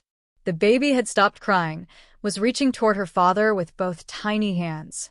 Alistair moved toward them, each step clearly agony, and when he was close enough, Celine's hand touched his burned cheek. The black veins receded slightly, not healing him, but offering comfort. "I thought you were dead," Rhea whispered. "I was." For about 3 minutes, he smiled weakly. Turns out a blood moon heir's birth creates a tether to her bloodline. Celine's existence pulled me back from whatever comes after. But I can't do that again. Next time I die, it's permanent. Kira limped over, her face a mask of relief and grief. "Thomas and Sienna." "I know," Alistair's voice broke. "I'm sorry." "I'm so sorry I wasn't faster." Around them, the rail yard burned. The snow turned to slush under the heat. And in the distance, sirens wailed, human emergency services responding to the chaos. "We need to move," Kira said. Now. They piled into the one remaining vehicle. Alistair could barely stay conscious, his body shutting down from trauma. Rhea held Celine with one arm and supported the vampire king with the other. As they drove away from the burning rail yard, toward mountains and uncertain safety, Rhea looked at the family she'd somehow joined, broken, bleeding, but alive. "We're going to make it," she said, more prayer than promise. No one answered. But Celine's eyes glowed softly in the darkness, and somewhere deep in Rhea's chest, the bond burned bright with hope. The mountain court wasn't a court at all. It was a cave system carved into the Appalachian peaks, hidden behind waterfall and time. Ancient runes marked the entrance, symbols that made Rhea's eyes water just looking at them, and 2 vampires older than cities stood guard. They wore no modern clothing, just leather and fur from centuries past. Their eyes were colorless, like fog, and when they spoke, it was in a language that predated English by millennia. Alistair answered in the same tongue, his voice weak but respectful. The exchange lasted several minutes, negotiation, explanation, pleading. Finally, one guard stepped aside. "They'll hear your petition," Alistair translated, leaning heavily on Kira. The journey had pushed him to the edge of true death. But the elders of the mountain don't owe allegiance to the lowland monarchy. We're supplicants here, nothing more. The caves went deeper than seemed possible, lit by bioluminescent fungi that cast everything in eerie blue-green light.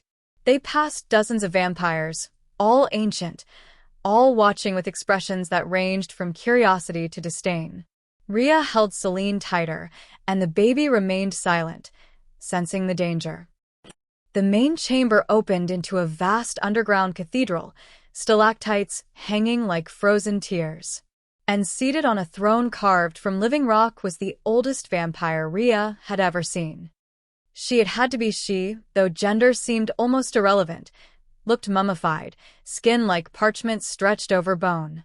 But her eyes were sharp, intelligent, and when she spoke, her voice filled the chamber like an earthquake. Alistair Bloodborne. I knew your great-grandfather when mountains were younger. The ancient vampire's gaze moved to Celine.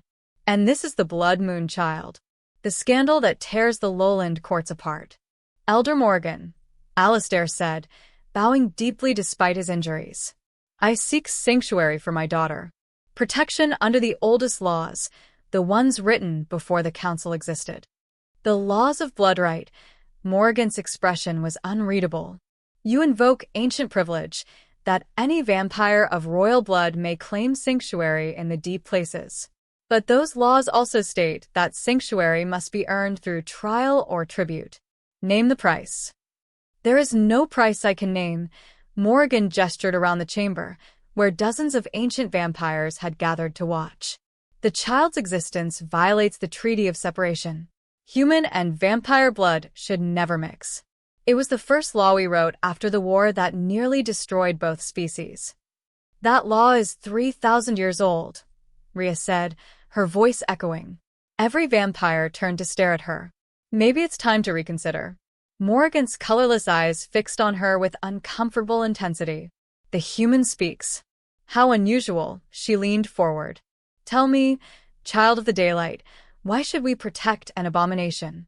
Why should we risk war with the council for one half-breed infant? Rhea's mind raced. She was a nursing student, a waitress, nobody special. But she was here, holding a baby whose life hung in the balance, and she was the only one who could navigate this moment. Because you're already dying, Rhea said quietly. The chamber went deathly silent. Explain, Morgan commanded. You've isolated yourselves for centuries. No new blood, no new ideas, just the same old ways getting older. Rhea looked around at the ancient faces. How many children have been born in this court in the last 100 years? 10? 5? None. No one answered, which was answer enough. Vampire birth rates are declining across all clans, Rhea continued, the pieces clicking together from things Alistair had mentioned. Fewer children, weaker bloodlines. You're so busy maintaining purity that you're becoming extinct. Celine represents something new, hybrid vigor, genetic diversity, evolution. She represents chaos. Another elder spoke up. The breaking of sacred oaths. She represents survival. Rhea moved forward, Celine cradled in her arms. And I know you see it, because if you didn't think she was valuable, you would have killed us the moment we entered. But you're curious. You're wondering if maybe the old ways aren't working anymore. Morgan studied them for a long moment. Then she raised one skeletal hand, and a younger vampire, though still ancient by human standards, approached carrying a bundle. 3 months ago, Morgan said, this child was born in our court. The first birth in 67 years, she nodded, and the vampire unwrapped the bundle. The baby inside was wrong. Its skin had a grayish tint, its breathing labored. Even Rhea, with limited medical training, could see it was dying. Our bloodlines are too pure, Morgan said quietly. Inbreeding has consequences, even for immortals. This child will not survive another month. We have tried everything, blood magic, ancient rituals, prayers to forgotten gods. Nothing works. Understanding dawned. You need Celine's blood. We need to study her. Understand what makes a hybrid viable. When our purebreds fail, Morgan's expression was desperate beneath the ancient dignity. If your child can teach us how to survive, how to have children who thrive instead of wither, then perhaps the Treaty of Separation is worth reconsidering. Alastair stepped forward, though it clearly cost him. I will not allow my daughter to be used as an experiment. I'm not asking to harm her. I'm asking for knowledge. Morgan gestured to the dying infant. Your wife wanted to restore the alliance between our species. This could be the bridge she envisioned: medical research, genetic understanding, mutual survival. And in exchange? Kira asked. Full sanctuary, protection from the council. And when the child reaches maturity, Morgan looked at Celine with something like hope, a seat at this table. Not as a curiosity or an abomination, but as proof that our species can evolve beyond ancient prejudice. Rhea looked at Alastair, then at the dying baby across the chamber. She thought about 18 years of running, of hiding, of Celine growing up in fear. And she thought about what one baby, just one, might mean for two species tearing themselves apart. I have a condition, Rhea said. Morgan raised an eyebrow. The human negotiates. The guardian negotiates.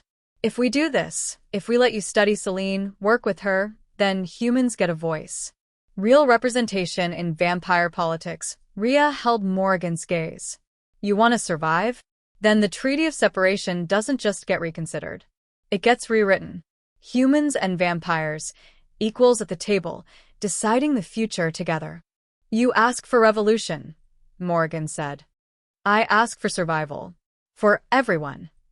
The chamber filled with murmuring, ancient voices arguing in forgotten languages. Some vampires looked outraged, others intrigued. Alastair was staring at Rhea like he'd never seen her before. Finally, Morgan raised her hand for silence. The council will never accept this. They will wage war to prevent it. Then let them. Alastair straightened despite his wounds, and for a moment, he looked like a king again. The mountain court has stayed neutral for centuries. But if you want to survive, if you want your children to survive, neutrality is no longer an option. Morgan was quiet for a long time. Then she stood, the movement creaky but determined. Bring the child forward, she commanded. Rhea approached the throne, her heart hammering.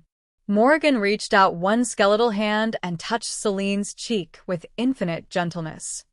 The baby's eyes opened, gray and clear and aware. And when she looked at Morgan, the ancient vampire gasped. She has her mother's eyes, Morgan whispered. I knew Queen Elena, watched her grow from child to ruler. She was always too idealistic, too willing to dream of impossible things. She looked at Alastair. She would be proud of what her daughter might become. Is that a yes? Rhea asked. Morgan smiled, a terrible, beautiful expression on that ancient face. That is a yes. The mountain court will stand with the blood moon heir. We will protect her, study her, and when she is grown, we will help her reclaim her throne, not as it was, but as it should be. Around the chamber, vampires began to kneel, one by one, acknowledging not Alastair's authority, but the promise of change.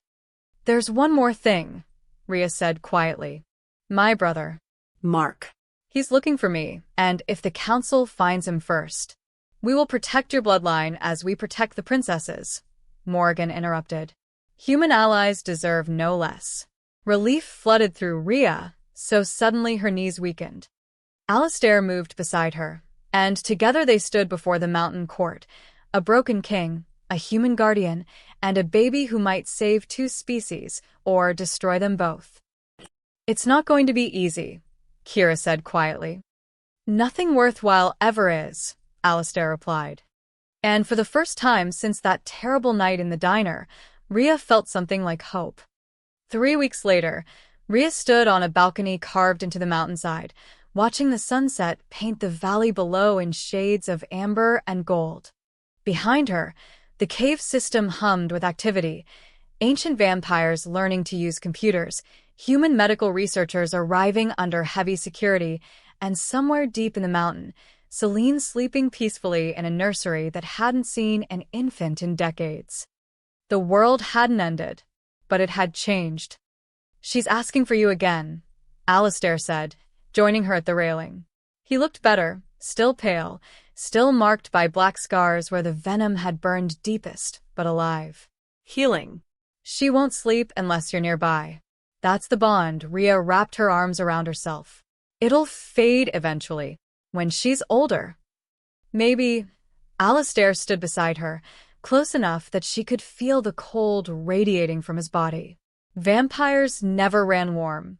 Or maybe she'll just always need you. Some bonds don't fade, they evolve into something else. Something chosen rather than instinctive."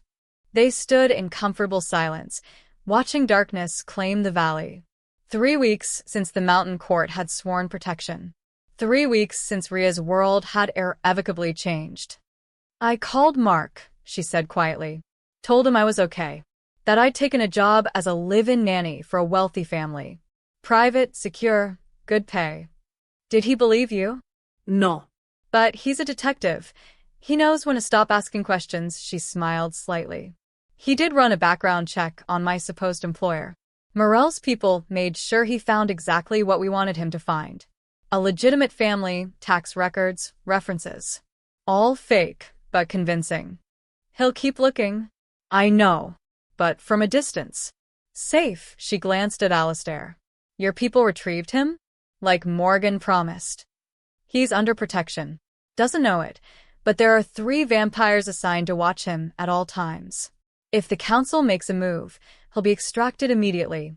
Alistair's jaw tightened. "We've lost too many people already. I won't lose your brother too."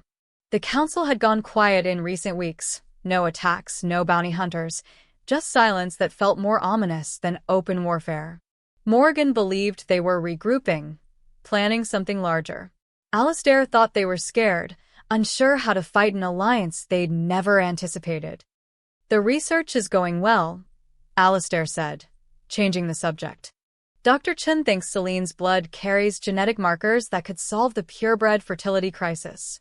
Not immediately, but within a generation. Maybe 2 inch. And the dying baby? The one Morgan showed us. Stabilized. Not cured, but improving. It's a start." He paused. "Your idea about human representation in vampire politics, it's gaining support.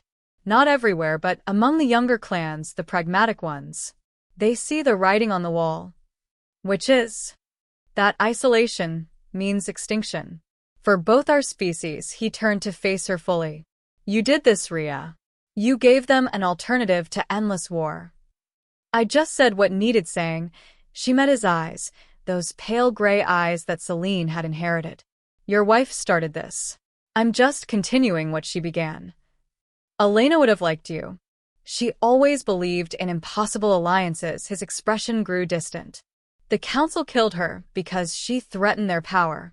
But maybe her real crime was showing them a future they couldn't control. Are you going to reclaim the throne?" The question hung between them. Alistair looked out at the darkening valley, his scarred hands gripping the stone railing. "No," he said finally. "The old monarchy died with the queen. What comes next has to be something new, not a king ruling alone, but a council that actually represents all of us. Vampires, humans, old blood and new." He smiled sadly. "I'm too damaged, too tied to the old ways. But Celine, she'll be different. She already is." He pushed off the railing. "Come on. She's waiting." They walked through corridors lit by modern LED strips installed alongside ancient torchlight, past and future existing side by side. They passed human researchers, chatting with vampire scholars, sharing coffee and blood bags with equal casualness. Integration was happening faster than anyone expected. The nursery was warm and bright, decorated with painted murals of forests and stars. Elder Morgan had insisted, children needed beauty, even vampire children. Especially vampire children. Celine was awake in her crib, watching the mobile above her with intense focus. When Rhea entered, the baby's entire face lit up, tiny hands reaching. "There's my girl," Rhea whispered, lifting her. The bond pulsed warm and right, and Celine made a contented sound that was almost a purr. Alistair stood in the doorway, watching them. "I'm leaving tomorrow," he said quietly. Ria's head snapped up. "What?" "Not forever. Just traveling. Building alliances with the clans that refused council control. Showing them that Celine exists, that she's strong, that she represents a viable future." He stepped into the room. "The Mountain Court will protect her, but I need to ensure the Lowland clans don't unite against us." "That sounds dangerous." "Everything is dangerous now. But it's necessary." He moved closer, reaching out to touch Celine's hand. His daughter grabbed his finger with surprising strength. "I'm forming a roaming court, vampires loyal to the new way, the hybrid future. Not many at first, but enough." "How long will you be gone?" "Months. Maybe years. As long as it takes." His voice cracked slightly. "I'm trusting you to raise her, Ria. To teach her what I can't, how to be human, how to feel compassion instead of just understanding it intellectually. Morgan will teach her vampire history, power, politics. But you'll teach her kindness." Tears burned in Ria's eyes. "I don't know how to raise a vampire princess." "No one does. That's why it has to be you." He smiled, and it was genuine. "Elena chose to carry her despite the danger. I chose to protect her despite the cost. And Celine chose you, bonded to you before she even knew what bonds meant. Trust that." Ria looked down at the baby in her arms, this tiny being who'd upended 2 species worth of history, who glowed softly in the dim light like her own internal star. Celine's eyes were already changing, becoming more aware, more intelligent than any 3-week-old should be. Growing faster, developing sooner. She had maybe 6 months before Celine would be walking. 2 years before she'd be speaking. 5 years before she'd have the mind of a teenager and the weight of 2 worlds on her shoulders. 18 years to prepare her for a throne that didn't exist yet. For a future no one could predict. "I'll keep her safe," Ria promised. "I'll help her become everything she's meant to be." "I know." Alistair kissed his daughter's forehead, then stepped back. "I'll return for her birthdays. For the important moments. But the day-to-day, the growing up, that's yours now."